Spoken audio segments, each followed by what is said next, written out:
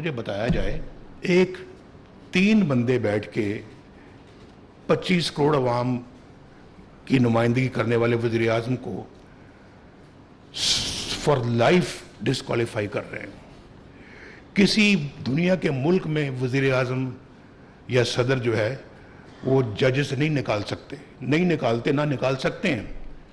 लेकिन यहाँ एक छोटे से मामले में कि बेटे से तुमने तनख्वाह नहीं ली, तनख्वाह भी कितनी, 10,000 रियाल तनख्वाह नहीं ली आपने। भाई नहीं ली तो और भी अच्छी बात है, नहीं ली तो इसमें बुरा क्या है? अगर ली होती तो फिर तो चले, आप फिर भी पूछते मुझे, ली नहीं है उस पे आप वज़ीर आज़म को डिस्क्वालीफाई कर रहे हैं और फिर फॉर लाइफ कर रहे हैं।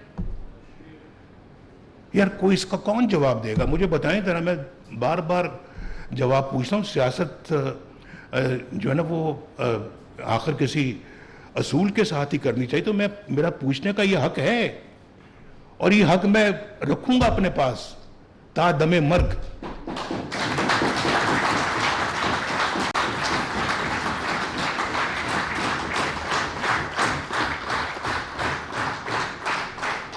निकालने के बाद फिर वहां नहीं रुकते, इसको उतारो सदारत से भी, पार्टी की सदारत से।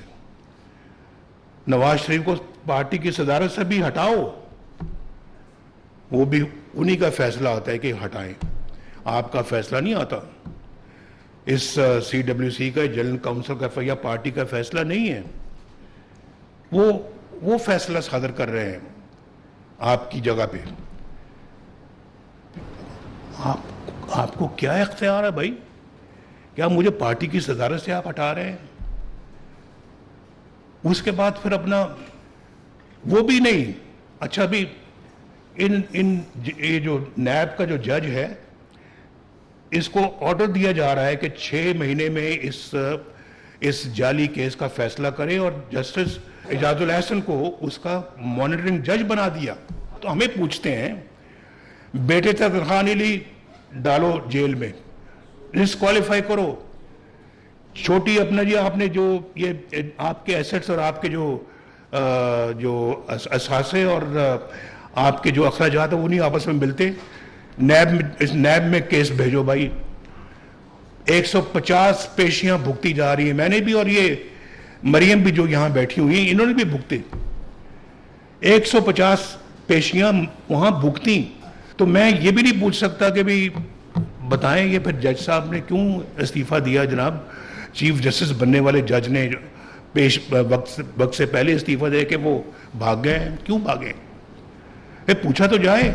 जज जो थे, जो फारिग किए गए हैं वहाँ सुप्रीम कोर्ट के, मज़ाहिर नकवी साहब, भाई आपने इतनी जायदादें बनाई थी, आपने अभी तक कोई कौम के सामने लाए ना, कोई मुकदमा चलना चाहिए आप पे, पता तो लगे कि आपने ये गलत तरीके से सारा कुछ बनाया और आपको भी नैब के अंदर डालना चाहिए। आप भी नैब भुगते हैं, हम सब ने नैब भुगती है और बेवजह भुगती हैं, बेवजह भुगती हैं।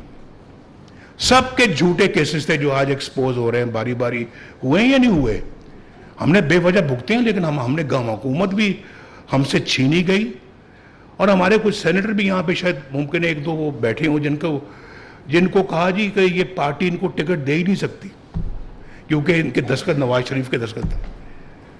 तो नवाज शरीफ साहब चूंकि सदर नहीं रहे, लिहाजा इनको हम नहीं मानते। इनको मतलब ये कि 2 टूट जाएंगे बंदे उनसे, लेकिन वो टूटे नहीं, वो साथ ही रहे। और आप भी माशाल्लाह जेलें भुगती हैं, सज़ाएं भुगती हैं, मुश्किल वक्त भुगता है, अपने कारोबारी मामलात भुगते हैं, लेकिन आप भी अल्लाह ताला के फजल करम से पार्टी को कभी छोड़ने का कभी सोचा भी नहीं, बल्कि आपने यही सोचा होगा कि पार्टी छोड़ने से बेहतर है, जेल से इस तरह से जाने से बेहतर है कि जेल से हमारी जो ना वो लाश जाए। मैं समझता हूँ, जज्बात को समझता हूँ। तो ये बहुत बड़ी बात है। मुझे आपको सबको खराज तहसीन पेश कर दी, लेकिन मैं अब उस बात की तरफ मैं मुख्तसर करते हुए दोबारा आता हूँ कि फिर क्या हुआ कि एक सिटिंग प्राइम मिनिस्टर के खिलाफ इतनी बड़ी साजिश की गई, उसको निकाला गया और फिर उसके बाद क्या हुआ? जज शौकत सदीकी साहब कहते हैं कि मेरे पास ये जर्नैल आए और उन्होंने कहा जी कि नवाज शरीफ को और मरियम को आपने अंदर रखना है, जेल में, बाहर नहीं आने देना। बोल पड़े वो। ये भी इसका भी कोई किसी किनारे ये बात सारी लगनी चाहिए। अकाउंटेबिलिटी होनी चाहिए।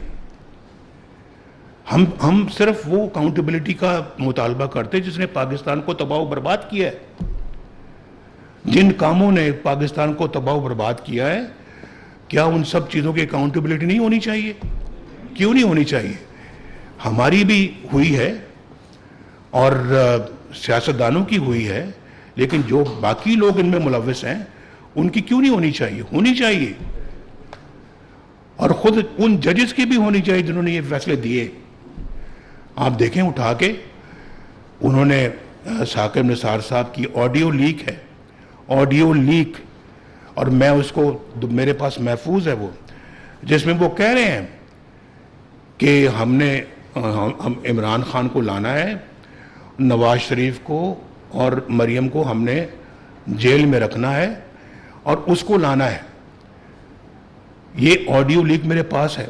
वो चीफ जस्टिस ऑफ पाकिस्तान ये बातें कर रहा है। मुझे बताएं ज़रा मुझे कोई बताए कि क्या इसकी अकाउंटेबिलिटी नहीं होनी चाहिए? ये सब बातें हैं जो ठीक होंगी तो ये मुल्क ठीक होगा। अगर अकाउंटेबिलिटी होती रहती और पिछले 70-75 सालों से होती रहती तो आज हम एक डिफरेंट कौम होते, आज डिफरेंट पेडेस्टल पे होते। तो ये इन्होंने और मुल्क का बेड़ा गर्क किया। इन्होंने ऐसे बंदे को लेके आए जिसने और तबाही मचा दी।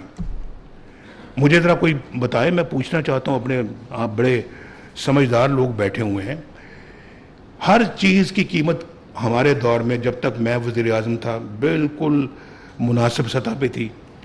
चाहे वो बिजली है, चाहे वो गैस है, चाहे वो सब्जियां हैं, चाहे वो पेट्रोल है, चाहे वो डीजल है, चाहे वो दीगर अपना ज़रूरत ज़िंदगी की आटा है।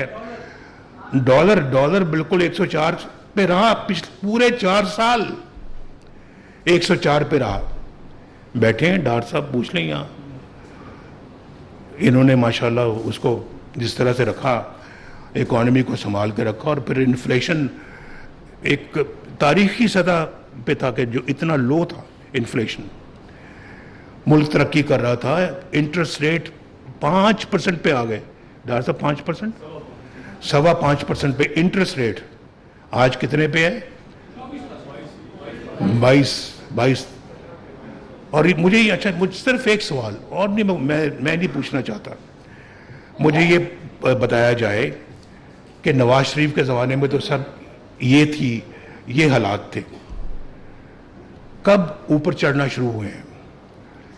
और ये जो पिछला दौर हमारा जो दूसरी हुकूमत का गुजरा है, उसमें कितने जंप्स आए हैं रेट्स में? बस ये सवाल पूछना चाहता हूं ताकि पता लगे कौम को कि किसके दौर में लोगों की जिंदगी जो है वो अजीरन हुई है।